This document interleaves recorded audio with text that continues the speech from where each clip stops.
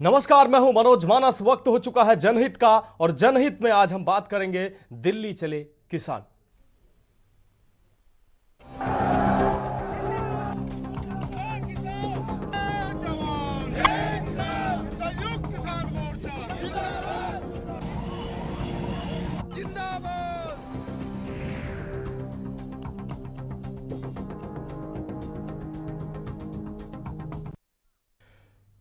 तो हम बात कर रहे हैं दिल्ली चले किसान। अपनी मांगों को लेकर किसानों को आखिरकार एक बार फिर दिल्ली कूच करने के लिए बाध्य होना पड़ा। भूमि अधिग्रहण के बाद से आंदोलित किसान करीब साल भर पहले भी अपनी मांग उठा चुके थे। इधर कई दिन से ग्रेटर नोएडा अथॉरिटी गेट के बाहर पंचायत के नाम पर लगातार किसानों का धरना जारी था। इसके बाद भी अधिकारी बातचीत के जरिए सर्वमान्य हल तलाश नहीं सके। हालांकि किसानों के दिल्ली कूच से आम लोगों को दुश्वारियों का सामना जरूर करना पड़ा, लेकिन जमीनों से वंचित किसानों को अपने हक की बात करने का भी पूरा अधिकार बनता है। हालांकि दोपहर बाद किसानों ने अधिकारियों के आश्वासन पर दिल्ली न जाकर नोएडा के दलित प्रेरणा स्थल में ही धरना जारी रखने का ऐलान किया। सहमति भी उन्होंने जताई। इसलिए अब सरकार को भी बड़ा दिल दिखाते हुए किसानों की न्यायोचित जो मांगे हैं उनको पूरी की जानी चाहिए, और ये किसान इन मांगों को लेकर आंदोलित हैं। आपको बता दें, अब उनकी मांगों को विलंब नहीं करना चाहिए।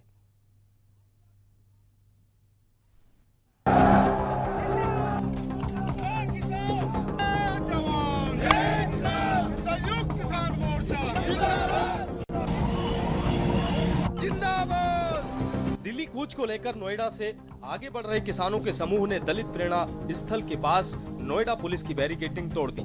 किसानों के संगठन के कार्यकर्ता यहां से आगे बढ़ गए। इस बीच डीएनडी के पास नोएडा पुलिस ने बाड़बंदी भी सख्त कर दी है। संयुक्त किसान मोर्चा के नेतृत्व में हजारों किसान नोएडा से दिल्ली की तरफ कूच कर रहे थे। दलित प्रेरणा स्थल पर रोका गया। किसान नए कृषि कानूनों के तहत मुआवजे और लाभ की 5 मांगों पर जोर दे रहे हैं। प्रदर्शनकारी किसान नोएडा के दलित प्रेरणा स्थल से बैरिकेडिंग तोड़कर आगे बढ़ गए थे। हालांकि बाद में किसानों ने सड़क खाली कर दी और दलित प्रेरणा स्थल पर ही रुककर प्रदर्शन कर रहे हैं। वहीं दिल्ली नोएडा बॉर्डर से बैरिकेडिंग हट रही है। इसका बैकग्राउंड ये है कि बोर्ड ऑफ रेवेन्यू के नेतृत्व में एक कमेटी बनी कि जिले में किसान से संबंधित जितनी भी समस्याएं हैं उनका एक बार उस पर विचार कर लिया जाए और उसका क्रियान्वयन करा लिया जाए। तो ऐसे सिचुएशन में जो भी यहाँ लोकल आंदोलन अब तक चल रहे थे उसमें सर के नेतृत्व में कमिश्नर मैम उसकी मेंबर थी और जिलाधिकारी महोदय मेंबर थे। उस कमेटी की जब रिपोर्ट आई उसके कुछ बिंदुओं को लेकर किसानों को असंतोष था, उसी की वो डिमांड कर रहे थे। दोबारा से प्रमुख सचिव सर के नेतृत्व में एक क्रियान्वयन कमेटी बनी है और पुरानी बातों को मानेंगे। आप किसानों का कहना है कि हम एक चीफ सेक्रेटरी सर के साथ इस इशू पे जब तक निर्णय न हो जाए हम वार्ता चाहते हैं, तब तक वो दिल्ली जाने का अपना वो रोक दिए हैं और यहाँ पे वो आंशिक अपना धरना चलाएंगे।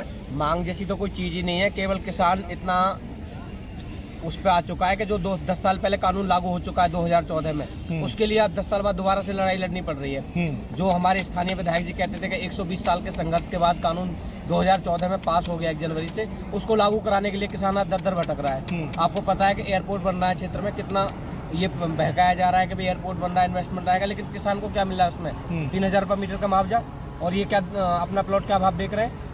30,000 रुपये से लेकर 3 लाख रुपए मीटर तक का प्लॉट बेच रहे हैं। प्रशासन ने किसानों के साथ वार्ता के लिए मुख्य सचिव से बैठक का प्रस्ताव रखा, जिस पर किसान विचार कर रहे हैं। फिलहाल धरना जारी है। आंदोलनकारी दलित प्रेरणा स्थल के अंदर धरना देंगे और सड़क खाली करेंगे। यदि मुख्य सचिव के साथ वार्ता विफल रहती है तो किसान फिर से दिल्ली की ओर मार्च करेंगे। तब तक आंदोलनकारी दलित प्रेरणा स्थल के अंदर बैठकर प्रदर्शन जारी रखेंगे। आपको बता दें कि दिल्ली के संसद भवन में शीतकालीन सत्र चल रहा है। ऐसे में पुलिस के सामने प्रदर्शनकारी किसानों को रोकना बड़ी चुनौती है। किसानों के विरोध प्रदर्शन के चलते पुलिस ने दिल्ली एनसीआर में बैरिकेडिंग लगाने और रूट डाइवर्ट करने सहित सुरक्षा के उपाय बढ़ा दिए।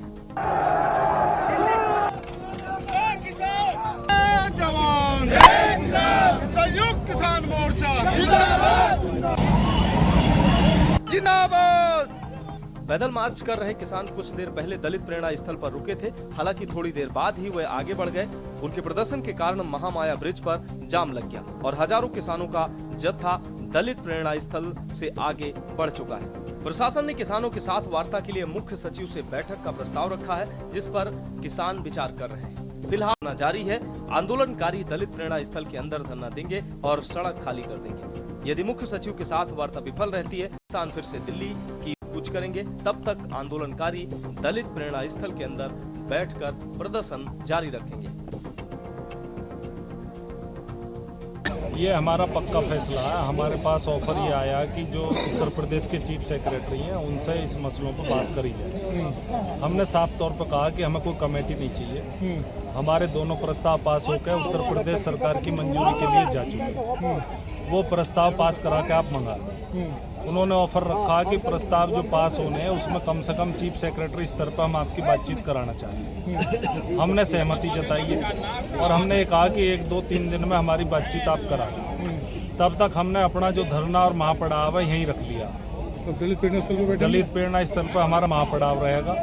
जो भी बातचीत होएगी उसके नतीजे के बाद हम रणनीति बना करके आगे का कार्यक्रम बनाएंगे। आश्वासन ही देते हैं जी, ये 1 हफ्ता से आश्वासन ही दे रहे हैं। काफी टाइम से धरना चल रहा है। सरकार की तरफ से बिल्कुल 0 पे मामला और आगे की देखो तैयारी दिल्ली के लिए।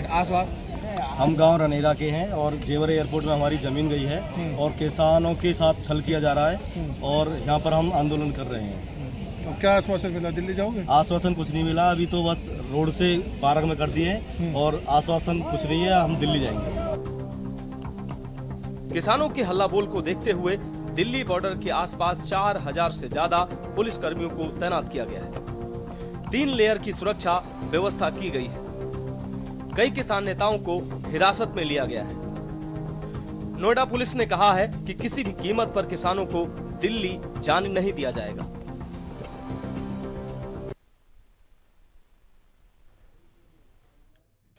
तो अब अन्नदाता ने एक बार फिर से राजधानी दिल्ली का रुख किया है। दिल्ली कूच किसानों ने किया है। इस दौरान संसद का शीतकालीन सत्र चल रहा है। इस दौरान किसानों ने मन बनाया है कि इस बार संसद का घेराव किया जाएगा। हालांकि पुलिस और प्रशासन के द्वारा उनको रास्ते में ही रोक दिया गया और उनको आश्वासन दिया गया है कि अब उनकी जो मांगे हैं उसके लिए वार्ता उनसे किया जाए, जिसके लिए किसान अब उनकी प्रशासन की जो आश्वासन के आधार पर वो वहां रुक गए हैं। नोएडा के दलित प्रेरणा पार्क पर ही अब वो धरना देंगे और यूपी के जो मुख्य सचिव हैं उनसे बात करने का जो प्रस्ताव दिया गया है किसानों को, अब उस प्रस्ताव का किसानों को इंतजार है कि वो जब बातचीत होती है, अगर किसानों की मांगे और उनकी जो जायज मांगे हैं वो अगर मान ली जाती हैं तो किसान दिल्ली की तरफ रुख नहीं करेंगे और अगर वार्ता विफल रहती है तो एक बार फिर से किसान दिल्ली की तरफ रुख करते नजर आ सकते हैं। इस विषय पर हमारे साथ चर्चा करने के लिए एक खास पैनल हमारे साथ जुड़ेगा। सुनील द्विवेदी जी बीजेपी प्रवक्ता हमारे साथ जुड़ चुके हैं। डॉक्टर एचएन उपाध्याय कांग्रेस प्रवक्ता हमारे साथ कुछ ही पल में जुड़ेंगे। रवि अरोड़ा राजनीतिक विश्लेषक हमारे साथ जुड़ेंगे। सुधीर चौहान किसान नेता हैं भारतीय किसान यूनियन, वो भी हमारे साथ जुड़ेंगे। साथ ही मनोज नागर जी किसान नेता भारतीय किसान यूनियन, वो हमारे साथ जुड़ गए हैं। अशोक द्विवेदी जी हमारे संवाददाता नोएडा से हमारे साथ जुड़ गए हैं। अशोक द्विवेदी, सबसे पहले आपके पास आएंगे। आखिर प्रशासन ने किसानों से वार्ता का जो प्रस्ताव रखा है, अब उस प्रस्ताव पर किसान सहमत हुए हैं और आगे की किसानों की रणनीति क्या है और अब अभी की जो अहम अपडेट जो है वो क्या है वहां की? बिल्कुल, मैं आपको बता दूं, ये किसान 2 दिन पहले में जो है नोएडा में जो है वो ऐलान कर चुके थे कि 2 दिसंबर को वो दिल्ली के लिए जाएंगे और दिल्ली में सदन को घेरेंगे। सदन को घेरने को तैयारी को लेकर के आज जो है किसान ज्यादा से ज्यादा मात्रा में यमुना प्राधिकरण से चल करके महामाया फ्लाईओवर के नीचे इकट्ठा हुए और उनका ये था कि आज हम लोग दिल्ली में जाएंगे। लेकिन वहीं मैं आपको बता दूं, शासन ने इतनी अच्छी तैयारी कर रखी थी। नोएडा पुलिस ने 1 दिन पहले से ये एडवाइजरी जारी कर दी थी कि जो नोएडा से दिल्ली जाने वाले मार्ग हैं वो सभी बंद किए जाएंगे, डाइवर्ट किए जाएंगे। यानी जो आम जनमानस के लोग हैं जिनको नोएडा से दिल्ली जाना होता है वो ज्यादा से ज्यादा लोग मेट्रो का प्रयोग करें। इसलिए पहले से नोएडा पुलिस ने तैयारी कर रखा था। नोएडा पुलिस की तैयारी को देखते हुए नोएडा पुलिस ने 3 लेयर में तैयारी कर रखा था।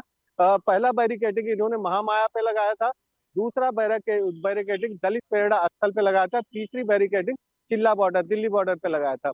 मैं आपको बता दूं, पहला जो बैरिकेडिंग है वो किसानों की जो भारी संख्या देखते हुए किसानों ने उस बैरिकेडिंग को तोड़ करके दलित पेड़ा स्थल तक पहुंच गए थे। किसानों में इतना रोष था, वही जब किसानों का जन सैलाब बढ़ता हुआ देखा तो दलित पेड़ा स्थल का जो बैरिकेडिंग है उसको जो है काफी मजबूत किया गया, और पुलिस, जो नोएडा पुलिस है, वो किसानों को वहां रोक सक्षम रही। फिलहाल के लिए नोएडा के जो यमुना प्राधिकरण के ओएसडी हैं, उन्होंने किसानों से आकर के बातचीत की और उन्हें आश्वासन दिया है कि हमारी बात हो रही है। जो पहले एडवाइजरी रखी गई थी उसी एडवाइजरी के आधार पर किसानों को जो है उनका आंशिक धरना करके बैठ गए हैं। फिलहाल आगे का आदेश आने का इंतजार करेंगे किसान। जी बिल्कुल। अहम सवाल है जिस तरीके से किसान, कई संगठन किसानों के इस आंदोलन में और दिल्ली कूच में शामिल हैं। अलग अलग संगठनों की अपनी अपनी मांगे हैं। उत्तर प्रदेश के जो कुछ संगठन उनकी अपनी मांगे हैं, अथॉरिटी से उनकी मुख्य मांगे हैं। उसके अलावा अन्य राज्यों के जो किसान संगठन उनकी अलग मांगे हैं। क्या किसानों का एक संयुक्त कोई पैनल बना है जो संयुक्त मांगे उनकी हो, या अलग अलग किसानों संगठनों की अपनी अपनी मांगे हैं? नोएडा अथॉरिटी से अलग किसान मांग कर रहे हैं, जबकि कुछ अलग अन्य संगठनों की अलग अलग मांगे हैं। मनोज, बिल्कुल मैं आपको बता दूं, ये जो अभी आपने जो देखा है, जो एक किसान का जो प्रदर्शन हुआ है, ये संयुक्त किसान मोर्चा करके इसका नाम रखा गया है। इसमें करीब करीब आधा दर्जन से जो किसान संगठन है वो शामिल हुए हैं जी, और उसको लेकर के इन्होंने संयुक्त मोर्चा बनाया है। और अभी आज वही, अगर किसान नेता की माने, किसान नेता से बात करने पे, तो इनके साथ और भी संगठन जुड़े थे। करीब 10 संगठन हो गए, जिसको लेकर संयुक्त किसान मोर्चा का संगठन बनाया है। उसको लेकर के उसी में मैं आपको बता दूं, जो नोएडा या ग्रेटर नोएडा या एनसीआर के किसान हैं, उनका तो मुद्दा है कि मुआवजा मिले, 10% का मुआवजा मिले। जिनकी जमीन 2014 से पहले अधिग्रहण की गई थी उनको 10 का प्लाट का मुआवजा मिले, और जो 2014 के बाद जिस किसानों की जमीन अधिग्रहण हुई है उनका कहना है कि 4% मुआवजा प्लस 20% का प्लॉट किया। तो इसी को लेकर के किसान यहाँ पे धरना दे रहे हैं फिलहाल के लिए। और जो अलग अलग जगहों के किसान हैं उनकी अलग अलग बात, जैसे जेवर में किसान है, जेवर में एयरपोर्ट में उनकी जमीनें गई है, तो उनको मुआवजा नहीं मिला है, या जिनको मुआवजा मिला भी है उनको जितना मुआवजा होना चाहिए उतना नहीं मिला है। जिसको लेकर के अलग अलग तरीके का जो किसानों की मांगे हैं, आज ये जो है करीब 10 संगठन थे जिन्होंने इकट्ठा होकर के आज हल्ला बोल किया है नोएडा से लेकर के। मैं आपको बता दूं कि सुबह करीब 11 बजे से लेकर के और शाम के 3 बजे तक, सबसे बड़ी बात है, नोएडा का जो मुख्य मार्ग है जो कि पूरा उत्तर प्रदेश से जोड़ता है, उत्तर प्रदेश को जोड़ने वाला एक्सप्रेस वे जो डीएनडी होते हुए दिल्ली में घुसता है, वो पूरी तरह बंद किया रहा। वही सारा दिन वहीं पर किसानों ने वहां पर धरना दिया और दिल्ली आने के लिए वही पुलिस से हाथापाई की, उसी में पुलिस से झड़प भी हुई, जिसको लेकर के पूरा दिन ये। चलिए अशोक द्विवेदी, आप हमारे साथ बने रहिए। मनोज नागर जी किसान नेता हमारे साथ जुड़े हुए हैं। मनोज नागर जी के पास चलते हैं, मनोज जी से समझते हैं कि आखिर किसानों की प्रमुख मांगे क्या हैं। मनोज जी, चर्चा में आपका स्वागत है। प्रमुख जो मांगे हैं किसानों की, मनोज जी, क्या हैं? और अलग अलग संगठन इस प्रदर्शन में और इस दिल्ली कूच में शामिल हैं, लगभग कितने संगठन इसमें शामिल हैं, और क्या किसानों की संयुक्त मांगे इसमें शामिल हैं? मनोज जी। मनोज जी, फोन अनम्यूट कर लीजिए।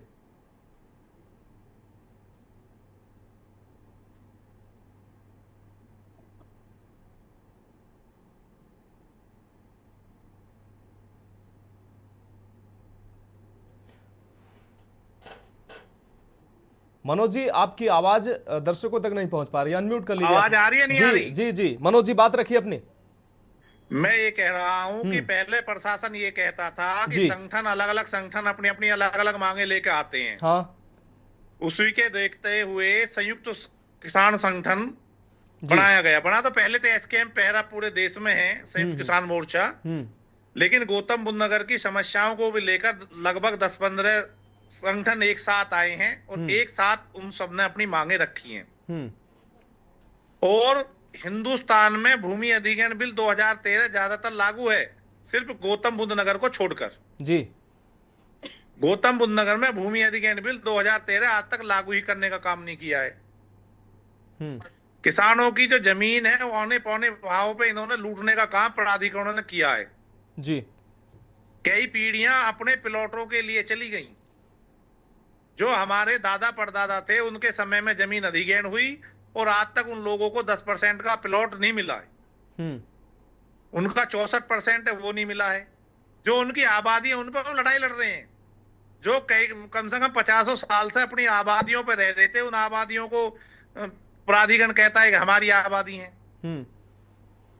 आप ये लगाएं कि जो जमुना प्राधिकरण है उसमें बताओ कहां इन्होंने सर्कुलेट का 4 गुना दिया है जी।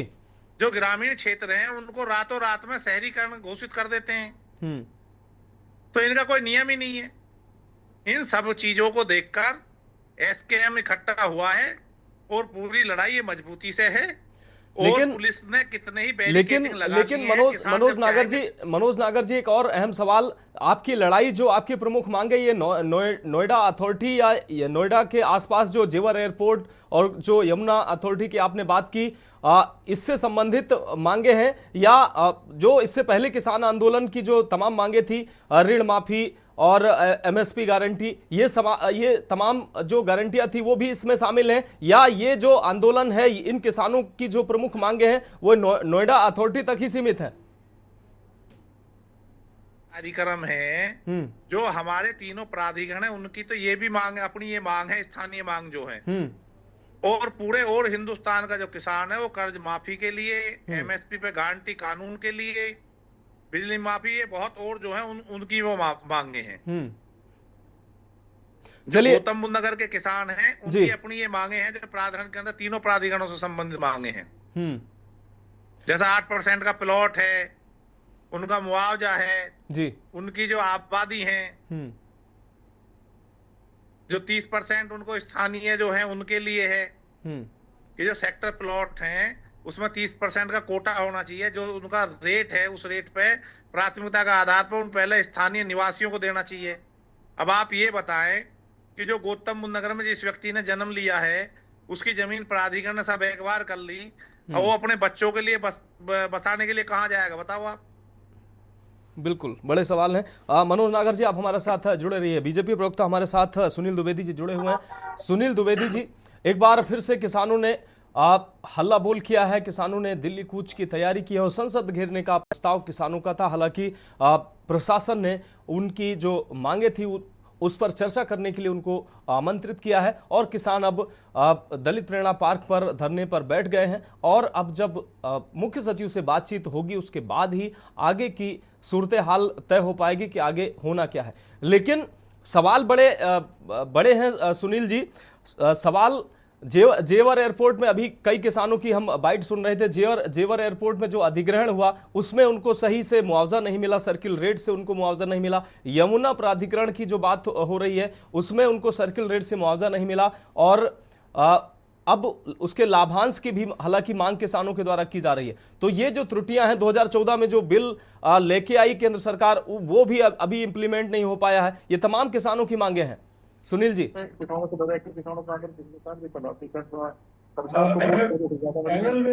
में उपस्थित सभी जनों को नमस्कार जी। हमारी पार्टी किसान अन्नदाता के लिए संवेदनशील है।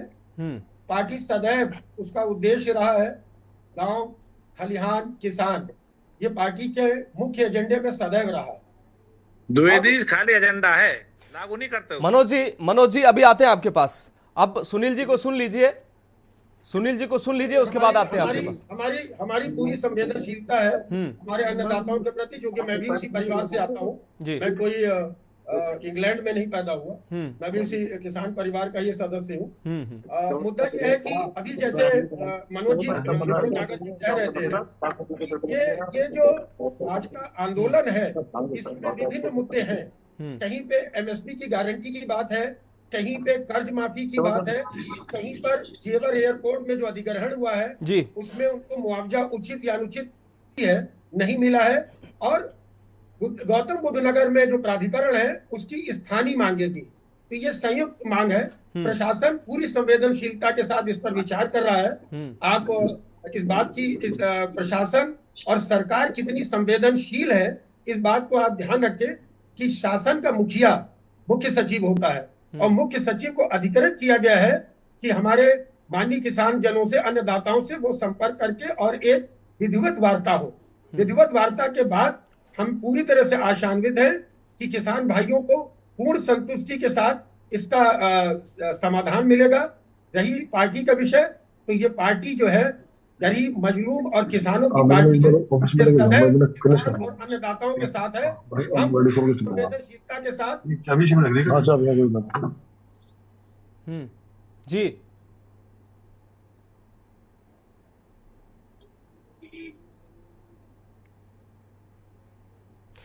चलिए, निश्चित रूप से सुनील जी आपके पास आते हैं। हमारे साथ एचएन उपाध्याय जी, कांग्रेस प्रवक्ता हमारे साथ डॉक्टर एचएन उपाध्याय जुड़े हुए हैं। एचएन उपाध्याय जी, चर्चा में आपका स्वागत करते हुए अहम सवाल ये कि किसान एक बार फिर से आंदोलित नजर आ रहे हैं। किसानों की जो प्रमुख मांगे थी, पहले भी तमाम मांगे थी, हालांकि उनमें से कई मांगे किसानों की मानी गई और कई ऐसी मांगे थी जो अभी तक किसानों की मानी नहीं गई हैं। और अब नई मांगों के साथ नोएडा और जो पश्चिमी यूपी के किसान हैं, नोएडा अथॉरिटी से विभिन्न मांगों के साथ काफी समय से आंदोलित हैं। और अब ये आंदोलन, अब ये जो विरोध प्रदर्शन था वो आंदोलन में तब्दील हो गया है। आज किसानों ने दिल्ली का रुख किया था, हालांकि प्रशासन ने उनसे बातचीत करने की बात कही है। अब आगे तय होगा कि किसानों का रुख क्या रहेगा, लेकिन बड़े सवाल हैं।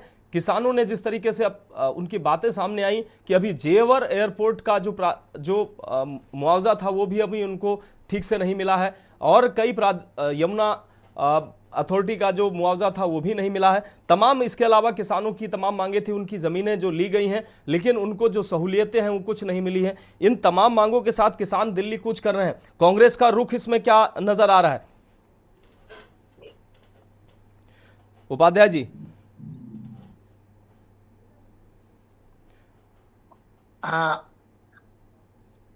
आवाज आ रही है ना? जी जी जी जी उपाध्याय जी, बहुत अच्छी आवाज आ रही है।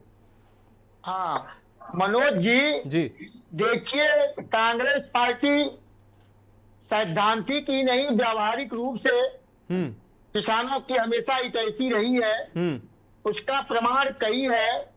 2009 में 70,000 करोड़ रुपए से अधिक हमने कर्ज किसानों की माफी की थी। 2013 में आदरणीय राहुल गांधी जी के प्रयास से भूमि अधिग्रहण कानून लाया गया, जिसकी मांग ये किसान कर रहे हैं। जो उसमें सुविधाएं दी गई थी, उन सुविधाओं को जब किसानों की जमीन ली जाती है, सरकार निश्चित रूप से उनके साथ चीटिंग करती है। कुछ मानती है, कुछ नहीं मानती है, कुछ समय के साथ उसको भुलवाने का प्रयास करती है। अंत में किसानों को आंदोलन करना पड़ता है। आज जब से इनकी सरकार बननी है, बीजेपी और एनडीए गठबंधन की, लगातार किसान सड़क पर है। चाहे पंजाब किसान के हो, पंजाब और हरियाणा किसान रहे हो, जो शंभू बॉर्डर और विभिन्न बॉर्डर पर कई सालों से बैठे हुए 700 से अधिक किसान मारे गए, तब जाकर इन्होंने कृषि बिल वापस लिया। लेकिन अभी भी इस पर एमएसपी पर कोई निर्णय नहीं हुआ। बताए, उसी समय कह रहे थे कमेटी बैठाए थे, आज तक कमेटी का निर्णय कुछ पता नहीं चल पाया। इसी तरह से आज ये जो किसान नोएडा के अथॉरिटी के मांग के विरुद्ध जो है बैठे हुए हैं, आप बताइए, जो किसानों की मांग थी आप क्यों नहीं दे रहे हैं भाई? कुछ को दे रहे हैं, कुछ को नहीं दे रहे हैं। 10% की जो मांग है उसको आप पूरा नहीं कर रहे। जैसे हमारे किसान भाई बता रहे थे, वो सही बता रहे थे। जो भूमिहीन किसान है वो कहाँ जाएंगे? उनको तो आप कहीं कहीं बसने के लिए जमीन देंगे कि मकान प्लाट देंगे कि नहीं देंगे? उनकी जमीन भी ले लिए, उनको बसने की नहीं दी। देखिए, इनके राज्य में सबसे ज्यादा किसान और बेरोजगार दोनों का मारा है। हमारा देश कृषि प्रधान देश है। ये किसानों कुछ नहीं समझते हैं। ये सोचते हैं कि हमारा क्या कर लेगा कोई, हमको चुनाव में हराने का कोई इनके पास साधन नहीं है। हम चुनाव जीतने का यंत्र हमको मालूम ही है। महाराष्ट्र, हरियाणा आदि जगह हुआ, जो विभिन्न पार्टी के लोग आंदोलन कर रहे हैं। कभी कमिश्नर जो है निर्वाचन आयोग कहता है कि हमारे पास ये डेटा नहीं, वो डेटा नहीं। कई अपीलें कर रहे हैं, उससे भाग खड़े हो रहे हैं। कभी कहते हैं हाईकोर्ट करेगा। तो देखिए, इनको एकमात्र चुनाव है जिससे ये सबक सीखेंगे। ये तो पुलिस के बल पर, डंडे के बल पर किसान को भी डराएंगे, धमकाएंगे, मजदूर को भी डराएंगे, बेरोजगारों पर लाठीचार्ज करेंगे। ये इनको एक भाषा आती है, चुनाव हराना। हमारे सभी किसान इनको चुनाव हराने का प्रयास करते हैं, सब भर भर के इनके विरुद्ध वोट भी देते हैं, लेकिन ये पता नहीं कैसे चुनाव जीत जाते हैं। आप बताइए कौन सी भाषा सुनेंगे?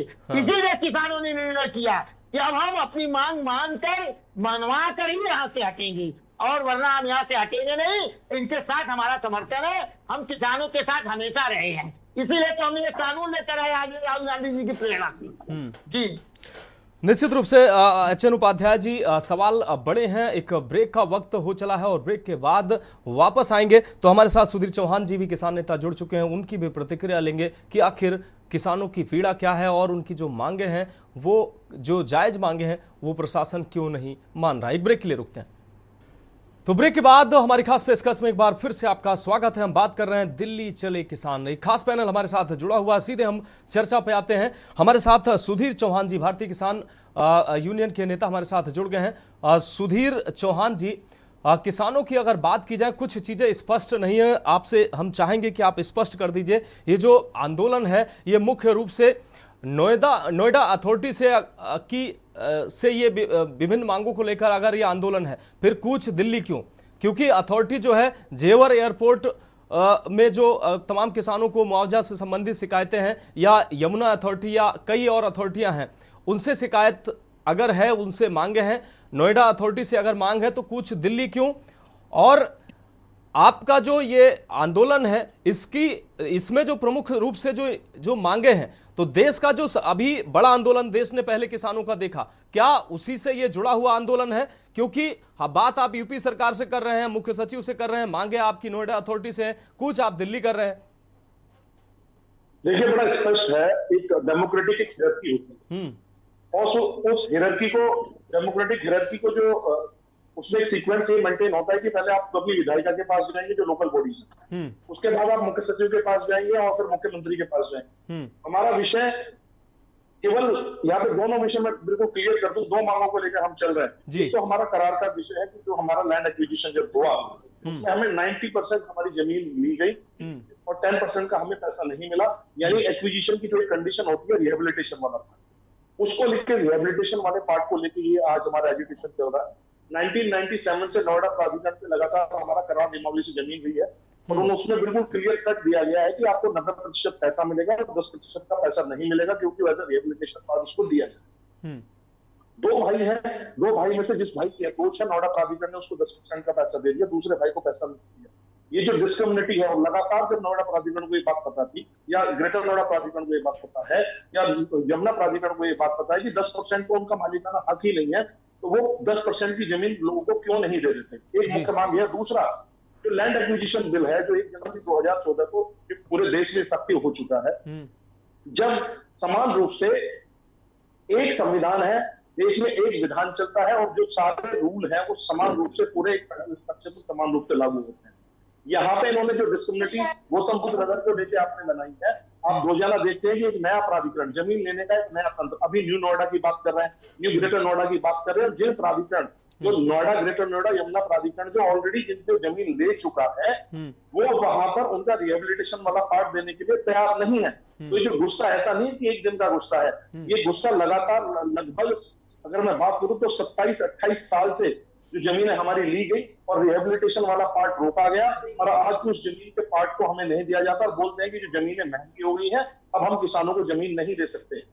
हमारा प्रश्न लगातार 8 साल से जो धरना प्रदर्शन चल रहा है, वो यही नोएडा प्राधिकरण, ग्रेटर नोएडा प्राधिकरण और यमुना प्राधिकरण, ये समझ तैयार से किसान मोर्चे की खोलती, तो उनको ये बात जब योगी जी सुनने के लिए तैयार नहीं है, और जो उनका अधिकारी वर्ग जो यहाँ पर बैठा हुआ है, वो उनको बात में कहीं ना कहीं एम्बिग्यूटी पैदा कर रहा था। मुख्य सचिव सर अभी 20 दिन पहले भी नोएडा आए थे, नोएडा प्राधिकरण किसानों से मीटिंग करके गए थे, लेकिन वो कहीं जाके मीटिंग करने के बाद रेस्पॉन्सिव ना होने की वजह से आज लोग सड़क पर पहुंचे हैं, और उन्होंने जो कि नया भूमि अधिग्रहण बिल जो लागू है पूरे देश में, उसको लागू करवाने का जो काम है वो केंद्र सरकार का भी है।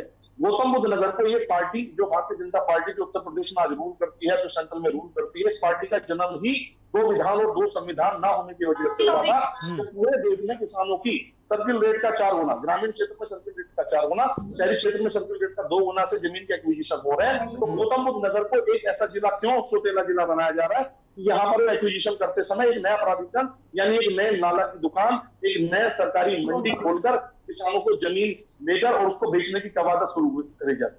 तो इसको ले गए तो कोई भी पहले तो ये बात ना समझे कि किसान यहाँ पर मांग के लिए बैलेट दोनों भूमि अधिग्रहण, नया भूमि अधिग्रहण बिल को लागू कराना, समान कराना जैसा देश में है गौतम बुद्ध नगर में उसमें एक्सेप्शन ना बनना, और दूसरा जो रिहेबिलिटेशन वाला पार्ट है उसको समान रूप से दिया जाना।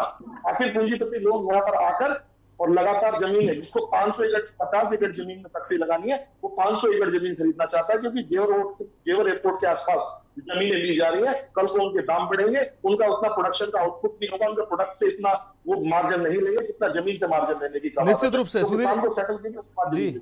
जी सुधीर जी आते हैं आपके पास। हमारे साथ सुनील द्विवेदी जी बीजेपी प्रवक्ता हमारे साथ जुड़े हुए हैं। सुनील जी, जैसा कि सुधीर चौहान जी कह रहे थे, जो उनकी मांगे हैं उसमें कुछ नाजायज तो कोई मांगे नहीं है। जो उनके जमीनें उनकी लेते वक्त जो तमाम चीजें शर्तें जो रखी गई, उन शर्तों को प्राधिकरण नहीं मान रहा है। इन किसानों की जमीन ली गई, उनको उनके आवास के लिए जो जमीन देने की बात कही गई वो जमीन नहीं दी गई। जो किसान भूमिहीन हो गया है वो किसान अब कहां जाएगा, कहां घर बनाएगा? वो जमीन नोएडा में देगा, रहेगा कहां जाके, गाजियाबाद में रहेगा या कहां जाके रहेगा? वो जो शर्तें उसके साथ किसानों के साथ जो रखी गई हैं, उन शर्तों को ये लोग अथॉरिटी के लोग पूरा नहीं कर रहे हैं। ये तो भाई नाइंसाफी है। देखिए, मैं पहले ही स्पष्ट कर चुका हूं, हाँ, और मैं सहमत भी हूं। देखिए, मुद्दा ये नहीं है। जो एक बात बड़ी स्पष्ट है जी, जिसमें मैं थोड़ा सा बीच में विषयांतर होकर के माननीय उपाध्याय जी के प्रश्न का जवाब भी देना चाहूंगा। माननीय उपाध्याय जी जो प्रवक्ता हैं या प्रतिनिधित्व कर रहे हैं भारतीय राष्ट्रीय कांग्रेस का, उन्होंने एक बात कही। उन्होंने बात कही कि ये सरकार जो है वो पूरी तरीके से अलोकप्रिय हो गई है।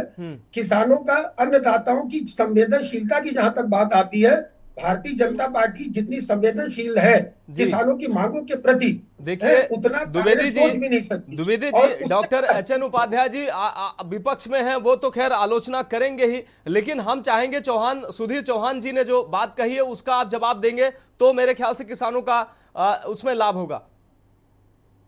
लेकिन मेरे को एक चीज समझ में नहीं आती है, ये कैसे इन्होंने एक चीज कहा कि कैसे चुनाव जीत जाते हैं। पहले आज का जो विषय है वो चुनाव पे है नहीं। अरे भाई, हम लोकप्रिय हैं, हम किसानों के प्रति लोकप्रिय हैं कि किसानों में हमारी संवेदनशीलता, इसलिए चुनाव जीत जाते हैं। बिल्कुल, यही किसान आपको वोट देता है, यही किसान आपको वोट देता है। अभी सबसे बड़ा किसान बहुल प्रदेश हरियाणा में चुनाव जीतना आते हैं। सुधीर चौहान जी आते हैं। मैं सुनील द्विवेदी जी को सुन लीजिए। चौहान साहब आते हैं आपके पास। कांग्रेस के प्रवक्ता महोदय का ये एक बड़ा आरोप है। आप संवैधानिक व्यवस्था पे आरोप लगा रहे हैं। आप कैसे चुनाव जीत जाते हैं? 70 साल आपने राज्य किया इस देश पे, और 70 साल में किसान की स्थिति क्या हुई, आज किसान की स्थिति क्या है, उसके जवाब दे आप नहीं है। नहीं, एच.एन. उपाध्याय जी जहां जीतते हैं वहां सवाल नहीं खड़ा करते हैं। झारखंड में सवाल नहीं खड़े किए उन्होंने, वहां ऑल इज वेल था। महाराष्ट्र पे उन्होंने सवाल खड़े किए हैं। खैर उसका वो अलग बात है, लेकिन आज जो हम चर्चा कर रहे हैं वो किसानों के हित की बात है। वो किसानों का जो हित है वो कैसे होगा, उस पर आप पहली चीज, चुनाव का मुद्दा इस विषय में नहीं आना चाहिए। नहीं आना चाहिए। हम जीते हैं, हम अपने कार्यों पे जीते हैं। हम अब एक चीज आती है जी, देख, मैं स्पष्ट रूप से प्रवक्ता के नाते कहना चाहूंगा, इसका जो टेक्निकल एस्पेक्ट है कि भूमि अधिग्रहण नियम या कानून गौतम बुद्ध नगर पे किस रूप से लागू है, किस रूप से, क्योंकि उसमें 3 डिफरेंट अथॉरिटीज हैं जो अधिग्रहण करती हैं। ये एक तकनीकी पक्ष है जिसके लिए मैं थोड़ा सा इसके मेरे को अध्ययन करना पड़ेगा। अब रही बात चौहान साहब की कि संवेदनशीलता नहीं है, तो संवेदनशील पूरी तरीके से सरकार है। आप इस पे निश्चित रहें। और आप स्वयं कह रहे हैं कि 20 दिन पहले अभी बात हुई है चीफ सेक्रेटरी महोदय से, तो चीफ सेक्रेटरी महोदय प्रशासन का सबसे बड़ा पद है, और आप निश्चित रहें कि आपकी जो भी मांगे, मैं व्यक्तिगत रूप से एक प्रवक्ता के नाते आज मैं इस चैनल पे हूं, मैं अपने चैनल के माध्यम से भी इस बात को सरकार तक पहुंचाने का आश्वासन देता हूं। आप निश्चित रहे। लेकिन अन्नदाता के प्रति सुनील भारतीय द्विवेदी जी, जनता पार्टी लेकिन सुनील द्विवेदी जी, सुधीर चौहान जी, आप निश्चित रहे। ये जो किसान है, ये जो किसान है, इन्हीं वादों के माया जाल में उलझ के रह जाते हैं। इनकी जो मांगे होती हैं वो ये जो वादे होते हैं इन्हीं के गोल गोल घूमते रहते हैं किसान। इनकी मांगे जब पूरी नहीं होती है फिर ये किसान आंदोलित होते हैं। द्विवेदी जी,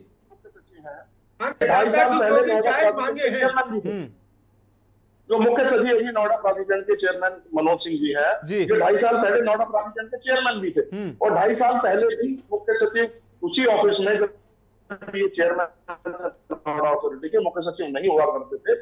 बाकायदा कमिश्नर मैडम ने हमारी मुख्य सचिव सर से मीटिंग कराई, इन्होंने सारे हमारे मुद्दों को समझा।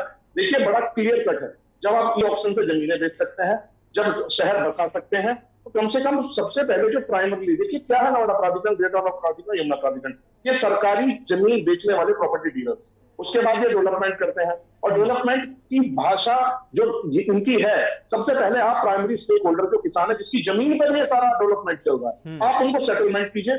और हमारी बड़ी छोटी सी मांग है, रिहेबिलिटेशन एक्विजिशन प्रोसेस को केवल पैसा दे देना, एक्विजिशन प्रोसेस कंप्लीट नहीं होता, आपको एक्विजिशन प्रोसेस में पैसा भी देना पड़ेगा। रिहेबिलिटेशन आर जो आपका रिहेबिलिटेशन वाला पार्ट है उसके एवज में 10% जमीन भी देनी पड़ेगी। और जो सोशल इंपैक्ट है उस पर तो किसान चर्चा ही नहीं कर रहा है। जो हमारे रोजगार के मुद्दे, भूमि होने का मुद्दा, हमारी रोजमर्रा की जो चीजें चल जाती है, हमारा इकोसिस्टम खराब हो जाता है। खेती किसानी वाला आदमी एकदम सीधा बिजनेसमैन नहीं बन सकता, उसकी तो हम बात ही नहीं कर रहे हैं। और आज हम करंट की बात नहीं कर रहे हैं, लगातार 7 साल से सरकार है। मैं आपको स्पष्ट से दूं, 7 साल में इन्होंने रिहेबिलिटेशन वाले कितने प्लॉट दिए, डेटा मुख्य सचिव क्यों नहीं मांगते? पिछली बार उन्होंने मांगा, लेकिन डेटा मांगना और उस पर कहीं इंप्लीमेंट करना, ये बड़ा गैप यहाँ पर क्रिएट हो रहा है। इससे पहले भी अगर 10% के प्लॉट की बात करें तो सारे हमारे 144, 45, 116, 117 लैंड यूज जो इन्होंने कहते हैं कि हमारे पास केवल कॉर्पोरेट और इंस्टीट्यूशन को लैंड देने की बची है। जब किसान से जमीन लेते हैं तो कोई ऐसा पैमाना नहीं होता कि इस जमीन को हम कॉर्पोरेट को देंगे, इसको इंस्टीट्यूशन को देंगे, इसको ग्रुप हाउसिंग को देंगे, इसको हम आपको रेजिडेंशियल को देंगे। लेकिन पैमाना बनाने से पहले आप 90% जमीन पर प्लानिंग करें। 10% जमीन पर आपको प्लानिंग का अधिकार नहीं है, क्योंकि उसका अधिग्रहण नहीं हुआ, ना उसका किसान को पैसा मिला है, और वो रिहेबिलिटेशन आपको वापस करना पड़ेगा। संवेदनशीलता नहीं है तभी किसान रोड पे आता है। और ये जो मैं कह रहा हूँ डेमोक्रेसी के तीनों पिलर यहाँ ब्रीच कर रही है। ये जो नोएडा इंस्टीट्यूशन यहाँ पर बैठा हुआ है, ग्रेटर नोएडा और यमुना, जो सुप्रीम कोर्ट से, हाई कोर्ट से जो डिसीजन आ गए उनको ये ओबे नहीं करते। जो विधायिका का जो समझौता करा के हमारे माननीय विधायक और सांसद समझौता करा के बीच में चले जाते हैं, समझौता को भी ओबे नहीं करते, और जो कार्यपालिका है वो भी ध्वस्त हो गई है। तो हमारा अधिकार बनता है कि अगर डेमोक्रेसी को रिवाइव और सर्वाइवल कराना है और किसान अपने हक लेना चाहता है, तो फिर अपने रोड में आने के पास हमारा बचता क्या है? लोकतंत्र में हमारे पास कोई आए, बहस करे, डॉक्यूमेंट के साथ बहस करे। हमने 50 बार बोला है कि आप हमें पहले गलत साबित करें, हमारे डॉक्यूमेंट को झुटलाएं, और उसके बाद ये कहें कि ये मांग जो है आपकी नाजायज है, यहाँ संवेदनशीलता की जरूरत है। निश्चित रूप से सुधीर चौहान जी आपके पास आते हैं। हमारे साथ रवि अरोड़ा जी, राजनीतिक विश्लेषक, हमारे साथ जुड़े हुए हैं। रवि अरोड़ा जी आपके पास आते हैं। किसानों को आप आश्वासन पे आश्वासन मिलते हैं, किसान अपनी जमीन देता है, उसके बाद जो तमाम जो शर्तें होती हैं वो शर्तें किसान की पूरी करवाने में उनको जो लिखित उनको जो दिया जाता है, आश्वासन दिया जाता है, उसको पालन कराने में 10 साल गुजर जाते हैं। ऐसे में किसान जो है वो अपनी, वैसे भी किसान पिछड़ता जा रहा है, ऐसे में वो अपनी फसलों की कटाई, बुआई और अपने बच्चों के परिवार के पालन पोषण में ध्यान दे, या ये जो अथॉरिटियां हैं और तमाम जो ऐसे संगठन हैं इनसे लड़ाई लड़े तब जाके उसको अधिकार मिले, जमीन भी उसकी जाए और उसको जो उचित मुआवजा भी ना मिले। अरोड़ा जी, क्या आप हमें सुन पा रहे हैं? रवि अरोड़ा जी, क्या आप हमें सुन पा रहे हैं? चलिए रवि अरोड़ा जी के पास आते हैं। मनोज नागर जी हमारे साथ एक बार फिर से जुड़ चुके हैं। मनोज नागर जी, आप तमाम बातें स्पष्ट रूप से सुधीर चौहान जी ने जो कही हैं, साफ तौर पर उन्होंने चुनौती भी दी है कि पेपर डॉक्यूमेंट्स के साथ जो भी उनके पास आके बैठना चाहे बैठे, उनसे बात करें कि उनकी जो मांगे हैं वो नाजायज अगर हैं तो नहीं माननी चाहिए, लेकिन जायज मांगे हैं उन मुख्य रूप से उन्होंने जो तमाम बातें कही तो उसमें कुछ नाजायज बातें नहीं लगी। अब मुख्य सचिव के साथ आप लोगों की जो बातचीत होनी तय हुई है उसके बाद अगर बात आपकी जो मांगे हैं वो मानी नहीं जाती है तो आगे की क्या प्लानिंग, वो क्या रुख रहेगा आपका? नागर जी, अगर नहीं बात मानी जाती है तो दिल्ली कुछ होगा और दिल्ली संसद भवन को घेरने का काम करेंगे समझ के साथ। दूसरा, जो चौहान जी ने कही वो सब बातें सही हैं। जो गौतम बुद्ध नगर का किसान है, वैसे तो पूरे हिंदुस्तान का किसान ही इन सरकारों ने बेकार कर दिया है। सरकार कोई सी भी हो, इन्होंने कोई कार्य बढ़िया नहीं किया, कोई सी भी सरकारों ने। और ये सरकार है झूठे आश्वासन देती है, कुछ नहीं करती है। अब रोजगार है, फैक्ट्रियों में 50 किलोमीटर दूर के बोर्ड लगा दिए गए हैं, स्थानीय लोगों को रोजगार नहीं मिलता। भूमि अधिग्रहण बिल 2013 इन्होंने लागू नहीं किया गया, लोगों को आबादी नहीं दी गई, 64% नहीं दिया गया। जो सुनील चौहान जी ने बताया तो वो बात सब सत्य है। और हमारे बीजेपी के प्रवक्ता महोदय जी जो कह रहे थे, सिर्फ जो एजेंडा है आता है उसमें इनका एजेंडा किसान के प्रति होता है, लेकिन उसको लागू करने का काम ये नहीं करते। नहीं, सुनील द्विवेदी जी का तो स्पष्ट रूप से उनका कहना है कि जो मांगे जायज है या जो भी है वो उनकी अपनी जो की मांगे हैं वो अपने माध्यम से उन्होंने कहा है कि वो जिम्मेदारों तक पहुंचाएंगे। खैर वो प्रवक्ता के नाते यही कह सकते हैं, लेकिन जो चौहान साहब ने जो तमाम बातें कही है उसमें नहीं लगता है कि तमाम चीजें जो जायज है। अथॉरिटी जब जमीन लेती है तो तमाम नियम और कानून और सब लिखा पढ़ी में चीजें होती हैं। उसके बाद चौहान जी जो बता रहे थे वो कोई नियम और कानून के तहत नहीं लेती, एक प्रोफीलर के तरह जमीन लेने का काम करती है। कोई मौके पर सर्वे नहीं कराए जाते, गांवों की जो पुरानी आबादी है उनको अधिग्रहण करने का काम करते हैं। ये लोगों को बर्बाद करने का काम है। और गौतम बुद्ध नगर को तो विशेषकर, हालांकि इस मुद्दे से दूसरा मुद्दा है कि इस पूरे प्रदेश में 9 अथॉरिटियां हैं और 9 अथॉरिटी में 3 अथॉरिटी ये गौतम बुद्ध नगर है। सब जगह स्थानीय निकाय चुनाव है या स्थानीय निकाय चुनाव खत्म कर दिए। कानपुर में क्यों नहीं किए इन्होंने? इसलिए किसी भी नियम को यहाँ लागू ही नहीं किया जा रहा। या हाईवे का मामला हो, एनटीपीसी का मामला हो या तीनों प्राधिकरणों का मामला हो, यहाँ लोगों को परेशान करने का काम है तीनों अथॉरिटियां करनी है। अथॉरिटी नहीं है, ये प्रॉपर्टी डीलर हैं। ये अपने यार रिश्तेदार, अपने जो बड़े बड़े बिजनेसमैन है उनको जमीन देती हैं, अन्य कोई फैक्ट्री चलती, वो फिर फैक्ट्रियां बंद होती हैं और फिर ऊंचे दामों पर उनको बेचने का काम होता है। आप यह समतल कंपनी थी, समतल कंपनी रोजगार के नाम पर अर्जेंसी कॉलम पे अधिग्रहण करने का काम किया गया और फिर जमीन का क्या हुआ, उसमें प्लॉटिंग हुई है उसमें।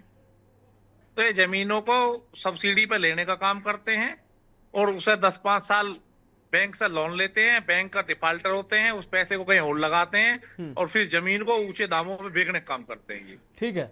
नागर जी, एक अहम सवाल आपसे, जिस तरीके से आपकी जो मांगे हैं नोएडा अथॉरिटी से आपकी मांगे हैं, लेकिन कई अन्य संगठन है उनकी अलग अलग मांगे हैं, क्या उन संगठनों का आपको सहयोग मिलेगा? वो संगठन भी आपको आपकी लड़ाई में शामिल होंगे? साथ हैं। पूरे हिंदुस्तान के जितने भी संगठन है सब इनके साथ हैं। चलिए अरोड़ा जी आपके पास आते हैं। अरोड़ा जी, क्या आप हमें सुन पा रहे हैं?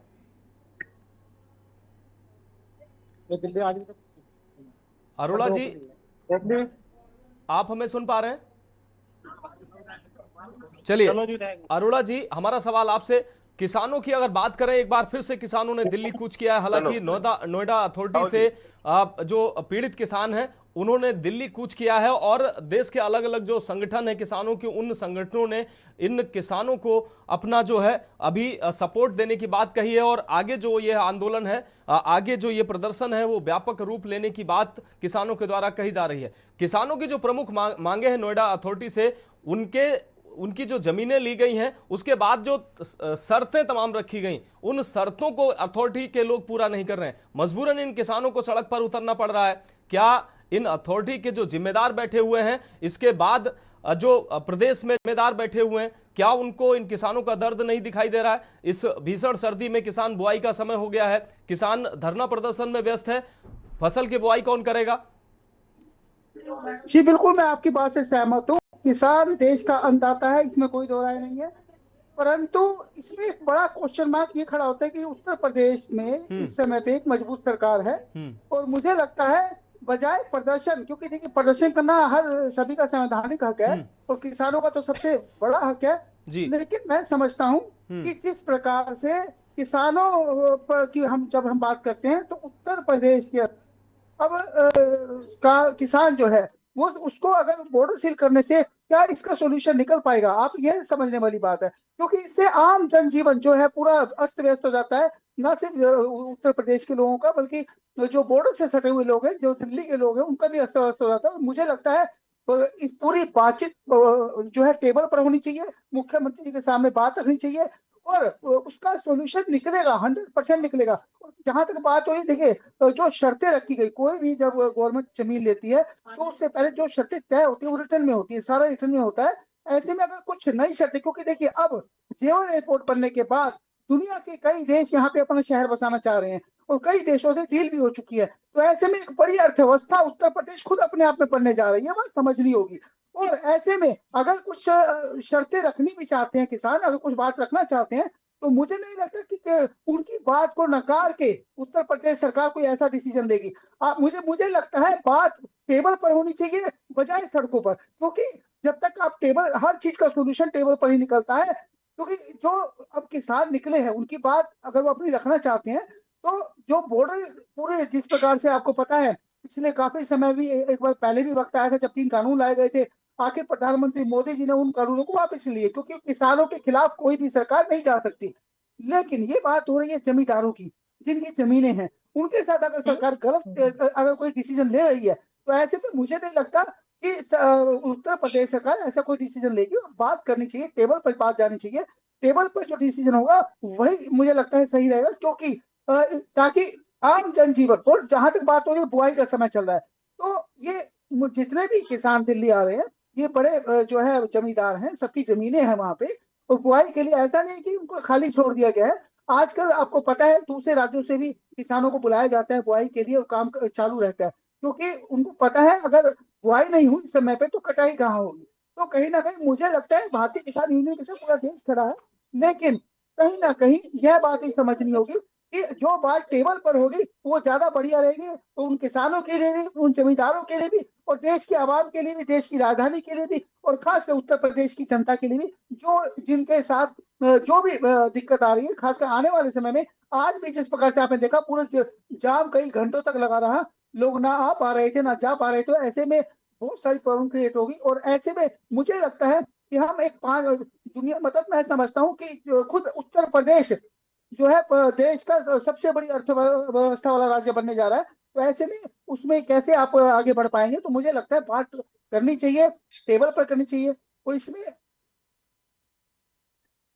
रवि अरोड़ा जी ने वही बात कही कि अभी आपके द्वारा जैसा कि बताया गया है कि 20 दिन पहले सरकार के प्रतिनिधि ने बात की, अब एक बार फिर से मुख्य सचिव बात करने जा रहे हैं। जब अगर चीजें बातचीत से हल हो सकती हैं तो प्रदर्शन की क्या जरूरत है, क्योंकि प्रदर्शन में तमाम अर्थव्यवस्था को भी नुकसान होता है, आम नागरिक, आम जनता भी परेशान होती है। अगर टेबल पर बात हो सकती है तो सड़कों पर आने की जरूरत क्या है। और अभी तो प्रदेश आपकी जो मांगे हैं वो अथॉरिटी से हैं, आप दिल्ली सीधा कूच कर रहे हैं। जी सुधीर जी, आप ही से सवाल है। देखिए, मैंने पहले भी बताया और मैं अब दोबारा एक ही बात स्पष्ट करता हूँ, ये जो सड़कें हैं केवल पॉलिटिकल पार्टी के अपने एजेंडा सेट करने के लिए जगह नहीं है। जी नहीं, जब पॉलिटिकल पार्टी को अपने एजेंडा सेट करने होते हैं तो सड़क को चाहे वो 6 महीने जाम करा दें, 8 महीने जाम करा दें। सबसे पहली बात तो इतना कोई ह्यूमन क्राइम नहीं मचाना चाहिए कि भाई एक ही दिन में अगर किसान आके बैठ गए। हमने देखा कि 6-6 महीने पॉलिटिकल पार्टी अपने एजेंडा सेट करने के लिए सड़कों को बंद करा देती है।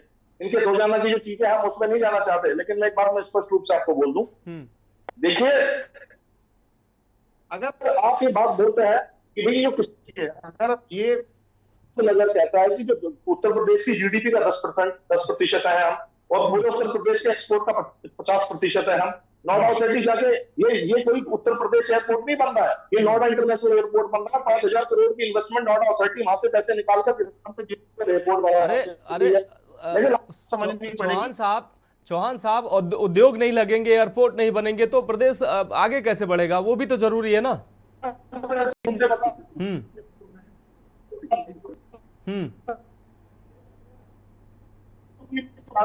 पैसे कमाने की मशीन बन गए और हम बायोडाटा उन पे कि आखिर ये जो एजुकेशन का जो प्रोसेस चल रहा है चल क्यों रहा है, ये क्या है, ये जो जितने भी प्राधिकरण है ये कौन सी पत्नियों एजेंट के रूप में काम करते हैं, जो घराना जमीन के क्षेत्र में आपको बता दूं, पहले नोएडा ऑथोरिटी नोएडा और न्यू नोएडा का भी जो नोएडा चलिए निश्चित रूप से एचएन उपाध्याय जी के पास आते हैं। चौहान साहब आपके पास आएंगे, एचएन उपाध्याय जी के पास आते हैं। एचएन उपाध्याय जी, किसान पहले भी आंदोलनरत रहे हैं और उनकी तमाम मांगे मानी गई हैं। हालांकि सरकारें लगातार प्रयास करती हैं कि किसानों की जो जायज मांगे हैं उनको माना जाए। 2014 में कानून भी लागू हुआ। अब किसान एक बार फिर से आंदोलित हैं। विपक्ष की जो भूमिका है वो किसानों की टेबल पर बात हो, उससे आम जनजीवन भी प्रभावित ना हो, ये एक रास्ता हो सकता है। लेकिन अगर किसान आंदोलित हैं तो विपक्ष और खासकर आप क्या भूमिका निभाने जा रहे हैं?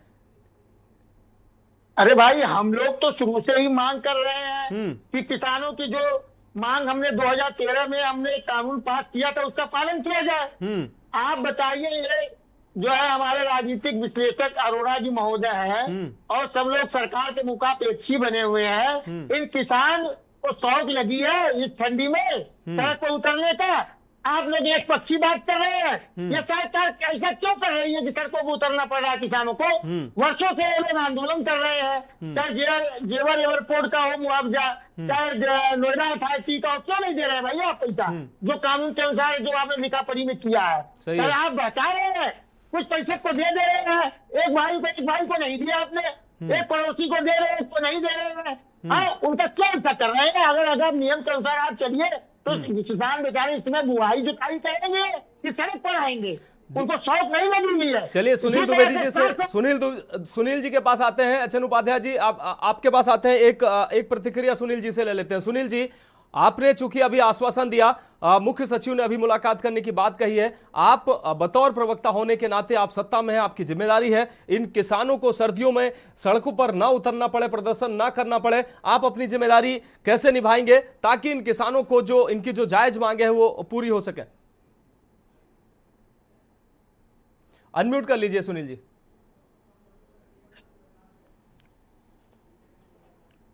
मनोज जी, आंदोलन का समय किसान संगठनों ने स्वयं चुना है। सर्दी या बुवाई का समय है, ये उन्होंने स्वयं चुना है, उनकी अपनी रणनीति का हिस्सा है। लेकिन एक चीज मैं स्पष्ट कर दूं, जो देश का अन्नदाता है, सरकार पूरी संवेदनशीलता के साथ उनके साथ है और हम इस पे भी निगाह रख रहे हैं कि कहीं कोई, स्वयं अभी चौहान साहब ने कहा है कि कोई पॉलिटिकल पार्टी अपना राजनीतिक एजेंडा इसमें ना साध रही हो। क्योंकि पिछले आंदोलनों में आपने देखा है टूल किट की क्या भूमिका रही है।